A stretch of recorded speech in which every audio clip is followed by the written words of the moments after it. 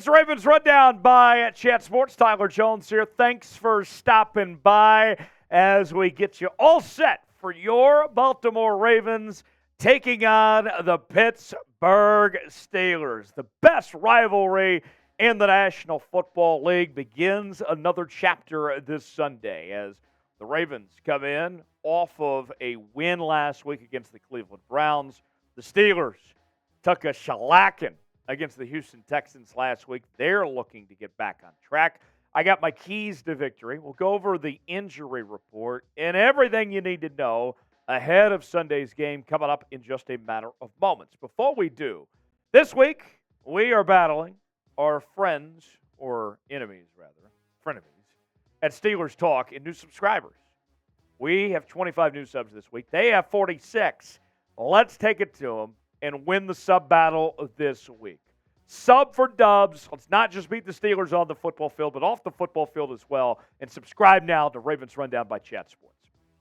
Let's begin with the injury report for the Ravens. It is lengthy. Marcus Williams with the pec. He's questionable. More than likely probably not going to play.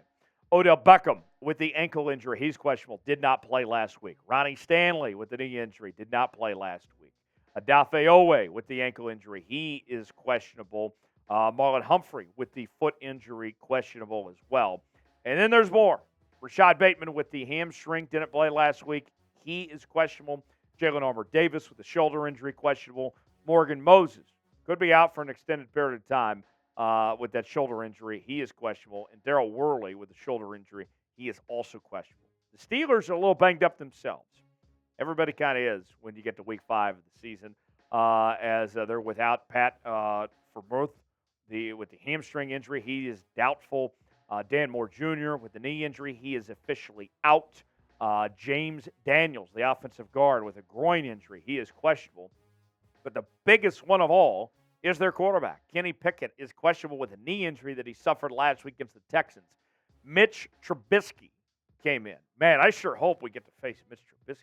Wouldn't that be fun? But Pickett hurt. Also Harvin and DeMarvin Leal with a concussion, questionable. So both teams a little shorthanded. But let me warn you, okay? Let me be very clear, very careful for the flock out there. Don't fall for the trap of facing a backup quarterback. Because if we go back in time to the hot tub time machine to 2 weeks ago, when the Ravens faced Gardner Minshew after Anthony Richardson was hurt, that did not go well. They did face a backup last week. Things went better against Cleveland. But don't just assume because you're facing Mitchell Trubisky, the man that loves kissing titties, that everything's going to be okay. So hold your horses on that, folks. Coming up in a moment, I have my keys to victory, what it's going to take to get a victory for the Baltimore Ravens. But before we get to that, folks, we mentioned our frenemies over at Pittsburgh Steelers Talk. This guy right here, Jack Sperry, host of Steelers Talk, my good friend, I got to tell you, I want nothing more than to not just beat the Steelers this week, but to just manhandle them and really stick it to this turtleneck, black and white photo stiff Jack Sperry. I say that with all love. Jack's a friend, but I really do want to stick it to Jack Sperry. And I want the flock to send a loud and clear message to Jack Sperry because he's been talking a lot of crap about the Ravens and our fans. And I don't want him, I'm not going to have it. I'm not putting up with that. If you want to beat the Steelers and stick it to that goofy-looking Jack Sperry who you saw a moment ago, spam F. Sperry. Spam F. Sperry in the chat. He is a fraud. We love him, but go after him. Spam F. Sperry and stick it to him in the comments section below. Keys to victory for the Ravens. Keep them guessing. That is, I would say, the best thing we've seen from the Baltimore Ravens offense in 2023 is they've done a very good job of keeping their opponents on their toes, and they don't know what's coming next. Lamar last week had multiple throwing and rushing touchdowns, and that was the first time ever in his career he's had more than one of both in a single game. Right now, Lamar Jackson is as unpredictable as he's ever been in his career with this offensive system that Todd Monken has in place. And where that's a real threat is the red zone. Think about this. The Ravens right now lead the NFL in red zone offense, scoring touchdowns on 12 out of 15 trips so far this season. That's a success rate of 80%. So when you get in the red zone and stay out of the friend zone, then you're really on to something. It's even caught the attention of Zay Flowers. He said this about Lamar just the other day. You never know what you're going to get. He can run it, he can throw it, he can do whatever you need him to do. He can get in the end zone. So when we're down there, it's kind of like automatic. They feel it's automatic, and the numbers show that Lamar has been very dynamic this year. A completion percentage near 75%, 4 passing touchdowns, 1 interception. Very good on the ground as well, 220 yards and 4 touchdowns. Look for another big day from Lamar Jackson to get creative and to do his thing. Today's show is sponsored by BetUS, the exclusive sportsbook partner of Chat Sports. Go to chatsports.com/bet. Enter the promo code CHAT125. You will get a 125% deposit bonus. Put $100 down. You get $125 to spend for free at chatsports.com/bet. Odds for Sunday. Ravens are a favorite on the road. 3.5 to be exact. The over-under, 38.5. You want to bet on this game or other Ravens action all season long, you can do so. Chatsports.com/bet, promo code CHAT125 for the 125% deposit bonus. Next up on keys on this that I want to know. I'll get to more keys to victory here in a second, but predict it for me. Who wins, Ravens or Steelers? I don't want to see any PITs for Pittsburgh in the chat. Give me all the BALs for Ravens right now. Get them in. Let's hear it for your Baltimore Ravens in the comments section below. Number 2 in keys to victory is winning the turnover battle. Now, I know it's easier said than done, but it's twofold here when it comes to winning the turnover battle. It's not just creating turnovers and doing your thing there, but this message is for Lamar and the rest of this offense. Quit fumbling the damn football. All right? Protect it in the breadbasket. Lamar's had a total, what is it, like 5-6 fumbles in the last 2 weeks? It's gotten crazy. I don't care if he has to sleep with that thing at night. Got to do a better job taking care of the football. Turnover margin. Ravens are 15th in the league right now. Giveaways 13th. Takeaways 12th. Interceptions thrown 8th in the league. Those statistics, but got to do a better job of hanging on to things. Now, we have seen this defense as of late really spark things up and creating turnovers. 3 picks last week going up against a rookie quarterback in Dorian Thompson-Robinson. One from Geno Stone, from Brandon Stevens and Kyle Hamilton. More of that. Keep that going. Get the turnovers, but on offense, protect the football as well. Number 3 on keys to victory for the Ravens. Got to keep getting Mark Andrews involved. Last week was a breakthrough game for Mark Andrews. I want to see more of that from Mark Andrews.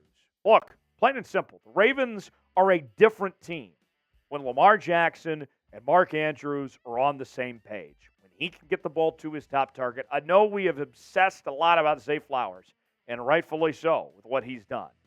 But this offense is still all about Mark Andrews. He's still the number 1 option first. Last week was a great game for Mark Andrews. 5 catches, 80 yards, and 2 touchdowns.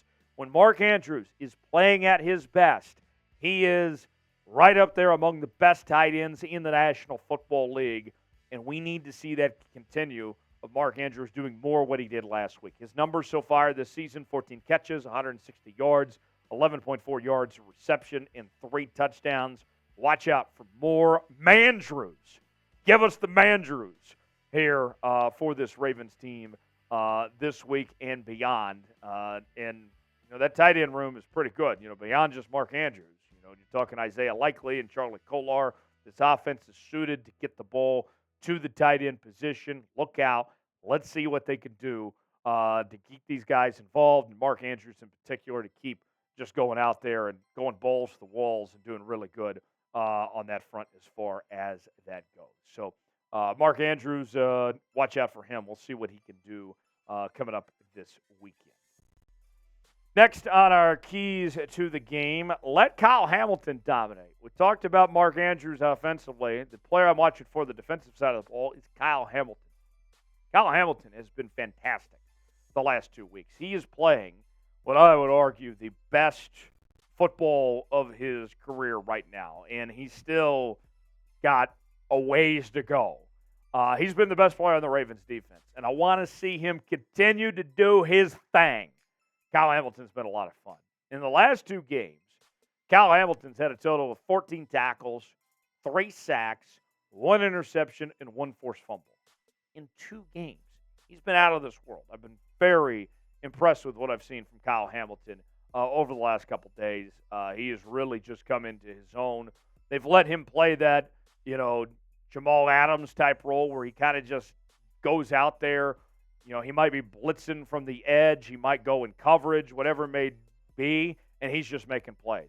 So far this season, Kyle Hamilton, his total statistics include 21 tackles, 3 sacks, 1 forced fumble, and 1 interception. And based on the numbers we showed you earlier, you can tell that a lot of that has to do with just what he did within these last 2 games alone to get to that point of the numbers that he's at this point in the year. So Kyle Hamilton, very good.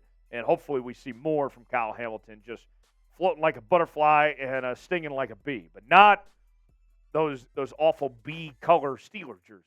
Kyle Hamilton just do his thing out there. I'm excited. There is a whole lot more to come, and I cannot wait. I know you cannot wait either to see what Kyle Hamilton can do. Remember, Kyle Hamilton, this was a guy that we had on our draft boards, number 1 last year, and fell to the Ravens in the position that they were in. So watch out. We'll see for him.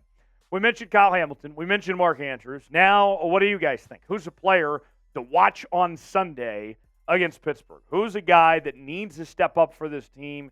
Could be a couple of those guys we mentioned. Could be somebody else. Weigh in the comment section. Give me a name that comes to mind, and I'll reveal my last key to victory here in a moment. I want to hear from you guys first.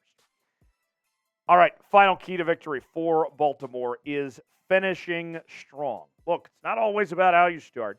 It definitely is how you finish and how that final score on the scoreboard looks. And what we've seen from the Pittsburgh Steelers on their side is that they've been kind of running on empty. They're running out of gas when these games end. They haven't recorded a touchdown in 11 drives in the fourth quarter this season. That's tied for the worst drives per touchdown rate in the NFL. So if you're finishing strong, there's a good chance the Steelers are slowing down. Meanwhile, the Ravens, it's not like their fourth quarter offense has been so great themselves. Now, last week, they didn't necessarily need to score in the fourth quarter as the game was already decided pretty much. But right now, the Ravens are averaging about 5.5 points per game in the fourth quarter. That's 21st in the league. So they have some work to do, but they definitely can take advantage of the Steelers and their lack thereof when it comes to the struggles they've had in the fourth quarter as far as that goes.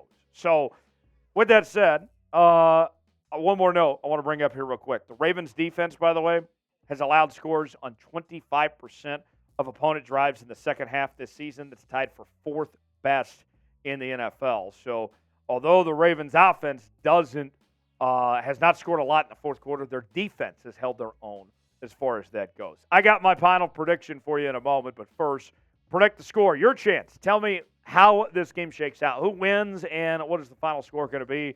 Weigh in the comment section and tell us what you think it is in that comment section below. To recap, our keys to victory for the Ravens. Got to keep the Steelers guessing. Get creative on offense. Let Lamar do his thing. Win the turnover battle. Protect the football, but also create those turnovers as well. Get Mark Andrews more involved. Last week was a good step. Let Kyle Hamilton continue to dominate like we've seen the last couple weeks and finish strong. Not always about how you start, but how you finish those football games. If the Ravens do all those things, I feel pretty confident that they get a win this weekend. I'll go with the Ravens to win on the road in Pittsburgh, 30-21. Should be a very fun football game between these two teams. And good news, folks, we're going to be live for it all right here on Ravens Rundown. Coverage begins 12:30 Eastern Time. Ravens and Steelers, NFL Week 5 watch party. We'll see you then.